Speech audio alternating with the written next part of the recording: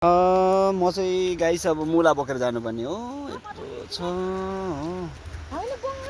लानु न हौ। यहाँ एकजना छ कि हाम्रो दिदी यस्तो छ होइन।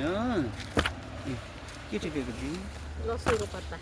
लसुनको पत्ता कस्तो हुन्छ? मिठो हुन्छ दिदी? मिठो हुन्छ।